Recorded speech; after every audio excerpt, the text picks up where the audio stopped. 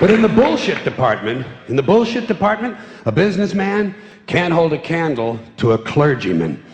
Because I gotta tell you the truth, folks. I gotta tell you the truth. When it comes to bullshit, big time, major league bullshit, you have to stand in awe of the all-time champion of false promises and exaggerated claims, religion. No contest. No contest. Religion easily has the greatest bullshit story ever told. Think about it. Religion has actually convinced people that there's an invisible man living in the sky who watches everything you do every minute of every day. And the invisible man has a special list of 10 things he does not want you to do.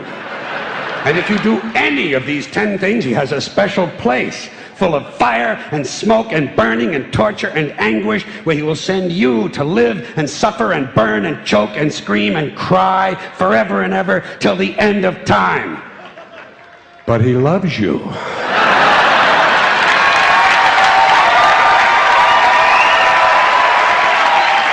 He loves you. He loves you and he needs money. He always needs money. He's all powerful, all perfect, all knowing, and all wise. Somehow, just can't handle money. Religion takes in billions of dollars. They pay no taxes, and they always need a little more. Now, you talk about a good bullshit story. Holy shit.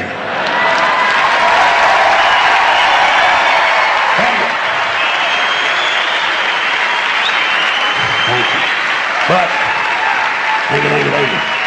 Thank you very much.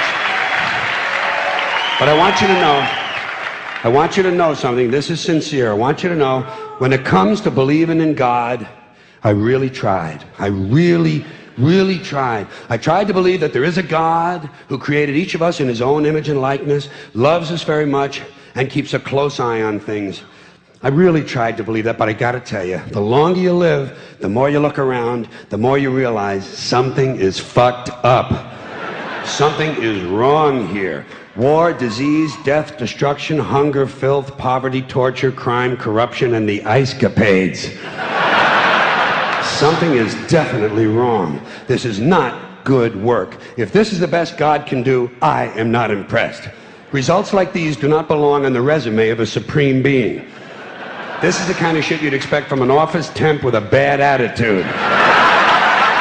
And just between you and me, in any decently run universe, this guy would have been out on his all-powerful ass a long time ago. And by the way, I say this guy because I firmly believe, looking at these results, that if there is a God, it has to be a man.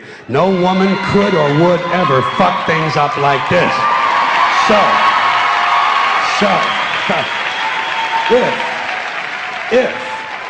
If there is a God, I think most reasonable people might agree that he's at least incompetent and maybe, just maybe, doesn't give a shit.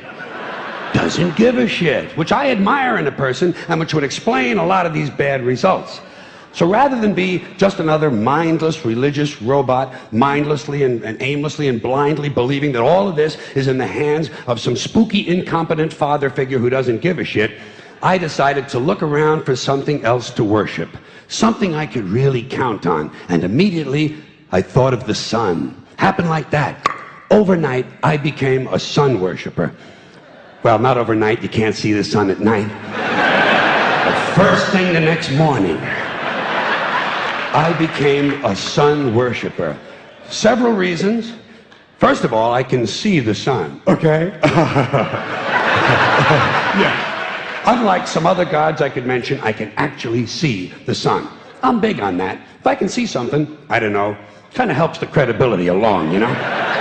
So every day I can see the sun as it gives me everything I need: heat, light, food, flowers in the park, reflections on the lake, an occasional skin cancer, but hey, at least there are no crucifixions, and we're not setting people on fire simply because they don't agree with us. Sun worship is fairly simple. There's no mystery, no miracles, no pageantry. No one asks for money. There are no songs to learn. And we don't have a special building where we all gather once a week to compare clothing. And the best thing about the sun, it never tells me I'm unworthy. Doesn't tell me I'm a bad person who needs to be saved. Hadn't said an unkind word. Treats me fine. So I worship the sun. But I don't pray to the sun. Know why? I wouldn't presume on our friendship. It's not polite. I've often thought people treat God rather rudely, don't you? Asking trillions and trillions of prayers every day, asking and pleading and begging for favors. Do this, give me that, I need a new car, I want a better job. And most of this praying takes place on Sunday, his day off. It's not nice, and it's no way to treat a friend. But people do pray, and they pray for a lot of different things. You know, your sister needs an operation on her crotch. Your brother was arrested for defecating in a mall.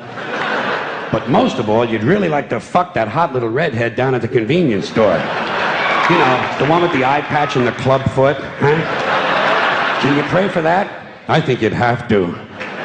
And I say, fine, pray for anything you want. Pray for anything. But what about the divine plan? Remember that? The divine plan. Long time ago, God made a divine plan. Gave it a lot of thought, decided it was a good plan, put it into practice. And for billions and billions of years, the divine plan has been doing just fine. Now you come along and pray for something. Well, suppose the thing you want isn't in God's divine plan. What do you want him to do? Change his plan? Just for you? Doesn't it seem a little arrogant? It's a divine plan. What's the use of being God if every rundown schmuck with a $2 prayer book can come along and fuck up your plan? And here's something else, another problem you might have. Suppose your prayers aren't answered. What do you say? Well, it's God's will. Thy will be done. Fine, but if it's God's will and he's going to do what he wants to anyway, why the fuck bother praying in the first place? Seems like a big waste of time to me. Couldn't you just skip the praying part and go right to his will? It's all very confusing. So to get around a lot of this, I decided to worship the sun. But, as I said, I don't pray to the sun. You know who I pray to? Joe Pesci.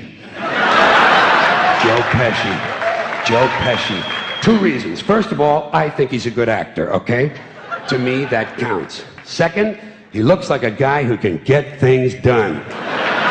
Joe Pesci doesn't fuck around. Doesn't fuck around. In fact, Joe Pesci came through on a couple of things that God was having trouble with. For years, I asked God to do something about my noisy neighbor with the barking dog. Joe Pesci straightened that cocksucker out with one visit. It's amazing what you can accomplish with a simple baseball bat. So I've been praying to Joe for about a year now, and I noticed something. I noticed that all the prayers I used to offer to God and all the prayers I now offer to Joe Pesci are being answered at about the same 50% rate. Half the time I get what I want, half the time I don't. Same as God, 50-50. Same as the four-leaf clover and the horseshoe, the wishing well and the rabbit's foot. Same as the mojo man.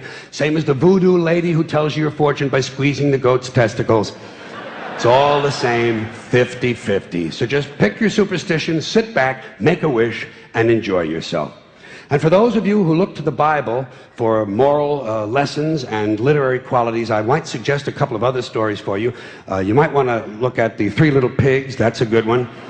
Has a nice, happy ending. I'm sure you'll like that. Then there's Little Red Riding Hood, although it does have that X-rated part where the big bad wolf actually eats the grandmother, which I didn't care for, by the way. And finally, I've often always drawn a great deal of moral comfort from Humpty Dumpty. The part I like the best, all the king's horses and all the king's men couldn't put Humpty Dumpty back together again. That's because there is no Humpty Dumpty and there is no God. None, not one, no God, never was. In fact, I'm gonna put it this way. If there is a God, may he strike this audience dead. See, nothing happened. Nothing happened. Everybody's okay. All right? Tell you what. I'll raise the stakes. I'll raise the stakes a little bit. If there is a God, may he strike me dead. See, nothing happened. Oh, wait, got a little cramp in my leg. And my balls hurt. Plus, I'm blind. I'm blind. Oh, now I'm okay again. Must have been Joe Pesci, huh? God bless Joe Pesci. Thank you all very much. Joe bless you. Thank you very much. I appreciate it.